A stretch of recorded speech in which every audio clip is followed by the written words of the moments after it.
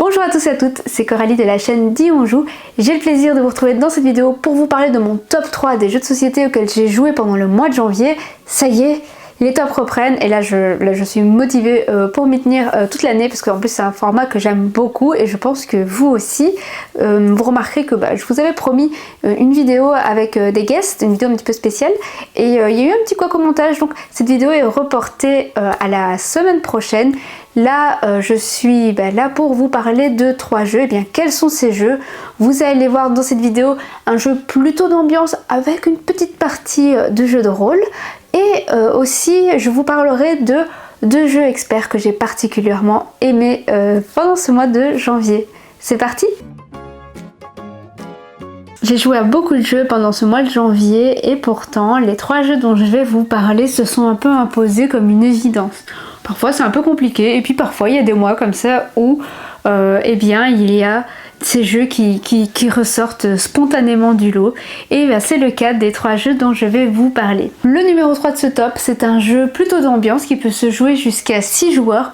J'en attendais absolument rien et j'ai été absolument conquise quand j'y ai joué. Bien ce jeu, figurez-vous que c'est Revelio. Dans Revelio, vous allez incarner un personnage que vous allez inventer au fur et à mesure des questions qui vous seront posées. Avant de commencer à jouer, les joueurs décident ensemble quelle époque ils vont mettre en jeu entre l'époque classique, l'époque médiévale, fantastique et l'époque moderne et vont tous jouer avec la même époque. Pour vous donner un ordre d'idée, à l'ère classique, vous allez avoir des métiers comme poète ou cocher. À l'ère médiévale, vous allez avoir des métiers comme paysan ou aubergiste. Et à l'ère moderne, vous allez avoir des métiers comme développeur par exemple. Bon, c'est pas très sexy, je sais, mais bon voilà. Chacun récupère alors un paravent et accroche la liste des métiers et secrets correspondant à l'ère choisie, de sorte que tous les joueurs ont la liste des 14 métiers et 14 secrets de cette époque sous les yeux. Les joueurs reçoivent chacun 2 cartes métiers et 2 cartes secrets et en choisissent une de chaque. À ce moment-là, il est vivement conseillé de créer un peu son personnage dans sa tête, de réfléchir éventuellement d'un lien entre le métier et le secret qu'on a choisi, parce que on va vraiment devoir se mettre à la place de son personnage et répondre à la première personne à toutes les questions qui nous seront posées. Donc par exemple, moi j'avais eu comme métier, on avait choisi l'ère médiévale et j'avais eu comme métier dragonnier, donc quelqu'un qui s'occupe des dragons. Et la question qui m'avait été posée, c'est est-ce que vous pouvez décrire votre visage et vos cheveux? Et du coup, la réponse à la question, ça a été mes cheveux sont assez courts, je les garde assez courts parce que c'est plus sûr pour le métier que j'exerce. Donc vous voyez, ça vous donne un petit peu un ordre d'idée de la façon dont on va répondre aux questions qui nous seront posées dans le jeu. Avant de répondre à la question, on note notre propre réponse dans l'emplacement prévu de notre feuille personnelle. Ensuite, lorsque viendra le tour des autres joueurs de répondre, on notera nos hypothèses dans la colonne métier et ou secret du joueur et on procédera de la même manière pour les 5 questions et pour tous les joueurs. Le but, c'est de faire deviner son métier et son secret aux autres joueurs, puisque c'est comme ça qu'on va marquer des points, et bien sûr en devinant aussi les métiers et secrets des autres joueurs à la fin de la partie. Mais en même temps, il faut faire preuve de subtilité, parce que si c'est trop évident, si tout le monde trouve, alors là, à ce moment-là, si tout le monde autour de la table l'a trouvé, vous ne marquez aucun point. Franchement, ce jeu, ça a été une très belle découverte. J'en attendais rien, d'autant plus que j'ai quand même... j'ai pas une imagination de dingue et ça m'a porté défaut dans beaucoup de jeux et pourtant dans celui-ci je me suis sentie très à l'aise. Il y a vraiment ce petit aspect jeu de rôle qui est bien amené où on va créer son personnage et si vous jouez avec le bon groupe de joueurs, franchement ça peut vous faire passer un super moment autour de la table. Enfin voilà, donc si les jeux de déduction vous plaisent, si vous cherchez un jeu à jouer en grand groupe et qui va encore assez rapidement, franchement je vous le conseille, ça a été une super découverte de ce mois de janvier. Avec le second jeu, on va passer à une catégorie un petit peu plus élevée en termes de complexité. C'est un jeu qui, par sa thématique, pourrait faire penser à un jeu familial alors qu'il en est rien du tout. On est sur un jeu expert dans un univers que l'on connaît bien. C'est celui d'Alice au Pays des Merveilles puisqu'il s'agit de Wonderland's War. Le Pays des Merveilles a perdu toute sa frivolité et sa folie. Chaque leader prend les armes pour restaurer le Pays des Merveilles qu'ils aiment. Ces leaders ont chacun un pouvoir unique qui sera déclenché pendant la phase de thé. les leaders, ils ont non seulement des capacités qui leur sont propres, donc vous avez des départs asymétriques, mais vous allez voir aussi que chaque leader a aussi un plateau personnel qui l'accompagne et sur lequel vous allez avoir toute une série de capacités en fait qui sont uniques à votre personnage qu'il faudra débloquer au fur et à mesure de la partie. Chacune des 3 manches de Wonderland's War se divise en 2 phases, une phase de thé et une phase de guerre. Durant la phase de thé, le leader de chaque joueur va se déplacer autour de la table pour acquérir des cartes. Ces cartes ont de nombreux bonus, comme placer des unités dans une des régions du Pays des Merveilles, débloquer les capacités de notre personnage, collecter des jetons alliés ou encore faire appel aux habitants du Pays des Merveilles. Dès que chaque joueur a pris 4 cartes, la phase de thé prend fin et la phase de guerre peut commencer.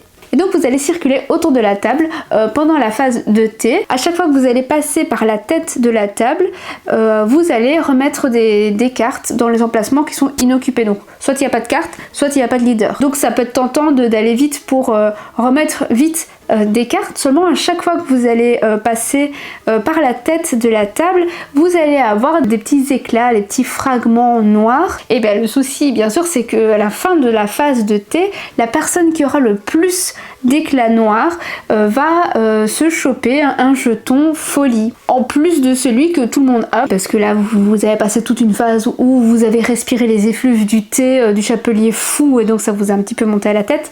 Donc de base, tout le monde se prend un jeton folie à mettre dans son sac et celui qui aura le plus d'éclats va aussi prendre un jeton folie additionnel. Pendant la phase de guerre, les joueurs vont livrer une bataille dans chacune des régions où ils ont des unités, qu'il s'agisse des meeples de leur couleur, des habitants du Pays des Merveilles qu'ils contrôlent ou de leur leader, en tirant simultanément des jetons de leur sac. Les jetons vont faire avancer le marqueur de chaque joueur sur la piste de combat et parfois déclencher des effets supplémentaires. Mais attention!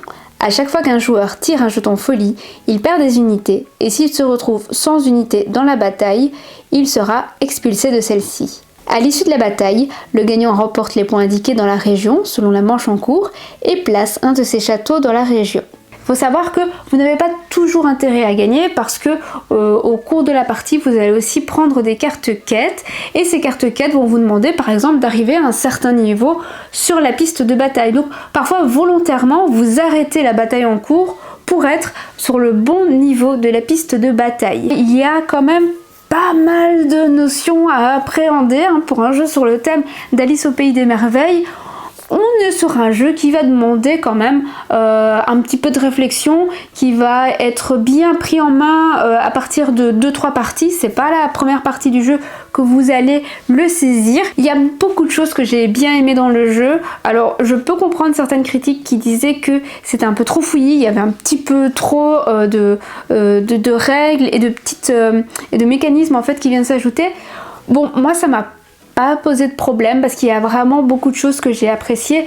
J'ai bien aimé le fait qu'on puisse améliorer son plateau personnel, qu'on puisse débloquer des capacités tout au long de la partie. C'est du backbuilding, donc améliorer son sac avec ses jetons. Et puis je trouve que justement ce système d'affrontement à base de backbuilding, c'est hyper intéressant et c'est assez original. Enfin, en tout cas, moi j'avais jamais vu une utilisation du backbuilding de cette façon-là et ça m'a vraiment beaucoup plu. Bon, là vous voyez que j'ai la version anglaise du jeu, mais le jeu arrivera en français. Normalement ça va être localisé par Lucky Duck Games, donc franchement gardez-le à l'œil. En plus visuellement le jeu c'est incroyable. Pour toutes ces raisons, c'est un jeu qui m'a énormément plu et que je vous conseille de surveiller quand il arrivera en français. Et enfin, le numéro 1 de cette sélection, c'est un jeu dont je vous ai déjà parlé. J'en avais parlé dans le cadre de ma vidéo des scènes, mais je vous en reparle parce que j'ai vraiment eu l'occasion de faire plusieurs parties pendant ce mois de janvier et du coup ça a confirmé mon engouement pour ce jeu. On est sur un jeu expert dans un thème post-apocalyptique avec ni plus ni moins que Revive. Ce que j'ai particulièrement aimé dans Revive, c'est qu'il y a beaucoup de mécaniques différentes mais qui en fait s'imbriquent super bien entre elles. Revive mêle deck building, exploration et gestion de ressources, avec un système très intéressant d'activation des cartes. Sur le plateau central, les joueurs vont explorer en retournant des tuiles, de sorte que la surface de la Terre va se dégivrer petit à petit. Sur ces tuiles explorées, vous pourrez construire des usines, mais aussi envoyer vos meeples, ce qui vous permettra de débloquer votre arbre des technologies. Et à côté de ça, il y a plein de choses intéressantes qui se passent sur notre plateau personnel. Chaque joueur commence la partie avec un personnage au pouvoir asymétrique. Au cours de la partie, on débloquera notre arbre de technologie et on améliorera notre plateau personnel en avançant sur les différentes pistes et en y ajoutant des jetons dont l'on pourra activer les bonus avec nos éclairs. C'est aussi sur ce plateau que l'on jouera nos cartes pour récupérer soit les bonus du haut, soit ceux du bas, en fonction de l'emplacement où l'on jouera notre carte. Vraiment cet aspect-là d'amélioration du plateau personnel, c'est assez jouissif parce que si vous l'améliorez bien, il y a moyen de faire des combos de la mort et alors là il y a un sentiment de satisfaction mais incroyable. Le jeu il se joue en campagne, donc vous avez 5 scénarios, c'est pas un jeu narratif, hein, mais vous allez voir qu'au fur et à mesure vous allez débloquer des petites règles supplémentaires, du matos supplémentaire. Moi j'ai pas encore commencé la campagne, mais je trouve que le jeu il est déjà super comme ça. Au bout des 5 scénarios, c'est pas un legacy, hein, donc vous pourrez encore y jouer encore et encore, c'est jusque là vous aurez le jeu avec toutes ces règles et toutes ces petites mécaniques supplémentaires que vont ajouter la campagne au fur et à mesure des scénarios. Je ne tarie pas d'éloges sur ce jeu et je trouve que son point positif c'est le fait que les règles elles s'expliquent encore assez facilement, en 15-20 minutes c'est plié, il n'y a plus besoin de retourner dans les règles par la suite. Bon, bien sûr, au niveau de l'iconographie, parfois vous allez avoir besoin justement d'aller voir, mais pour les règles en elles-mêmes, franchement, le jeu il se prend en main super facilement, surtout dans un jeu d'exploration de ce type où moi ça me fait toujours un petit peu peur, où j'ai l'impression que ça va être très technique, ça va être très difficile à maîtriser. Avec Revive, franchement, ça va tout seul, et puis il y a toutes ces mécaniques qui fonctionnent bien, tous ces combos, voilà, qui font que c'est un jeu qu'il ne faudra pas louper cette année. Il sort en français, je pense que c'est courant du mois de mars-avril. Si vous êtes amateur de jeux experts, je vous le recommande vraiment. Moi ça a été mon jeu expert préféré du Spiel. Et après y avoir joué plusieurs fois, je l'aime toujours autant, donc je vous le conseille vraiment. J'espère que la vidéo vous a plu. Si c'est le cas, n'hésitez pas à le manifester en mettant un petit like, en commentant, en vous abonnant bien sûr. D'ailleurs à ce propos je tenais à vous remercier pour tous vos commentaires hyper enthousiastes sur la dernière vidéo, ça m'a fait hyper plaisir, ça a fait aussi très plaisir à mon copain qui était dans cette vidéo top 10 de 2022. Je pense qu'on peut dire qu'il reviendra, hein, vu tous vos retours enthousiastes. Moi je vous dis à très vite pour la prochaine vidéo. Ce sera une vidéo aussi avec des guests qui arrivera j'espère tout bientôt. Je vais pas annoncer de date précise, mais à mon avis d'ici une semaine elle devrait sortir. Donc voilà, je vous dis à très vite pour cette vidéo. Salut!